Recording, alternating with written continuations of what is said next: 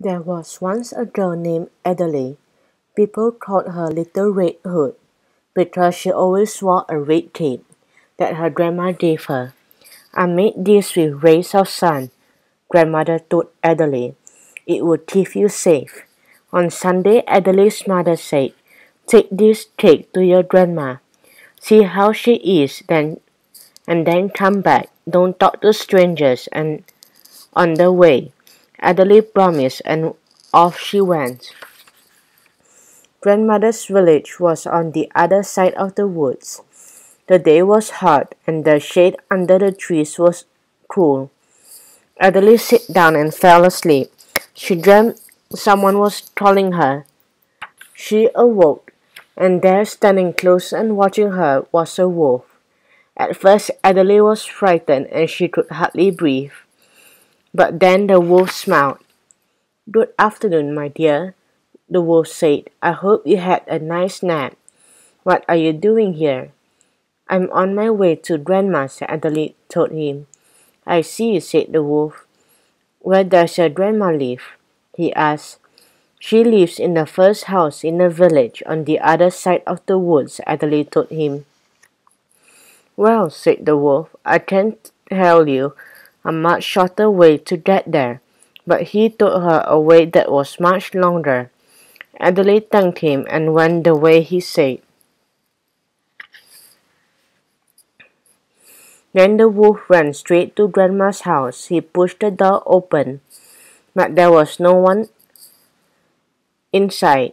Grandma had risen early to sell fruits at the market. The wolf closed the curtains, put on Grandma's clothes, and then lay down in her bed.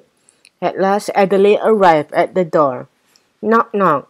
"Who's there?" asked the wolf. "It's me, Grandma, Adele." "Come in, the door is open," said the wolf. "I'm in bed. I'm not feeling well." Adele came in and put the cake on the table. Then she sat down by the bed. Adele looked at her grandma. "What bright eyes you have," she said. And the wolf said, all the better to see you with, my dear." Adele looked again. "Oh, what hairy ears you have." "All the better to hear you with, my dear," the wolf replied. "Oh, my grandma," cried Adele, "what huge teeth you have." "All the better to eat you with, my dear." And with that the wolf opened his jaws to swallow her. Adele ducked her head, and the wolf only caught her red hood. "Ow!" the wolf howled. The hood was burning hot, like the blazing sun. The wolf jumped out of bed in pain, and then grandmother returned home from the market.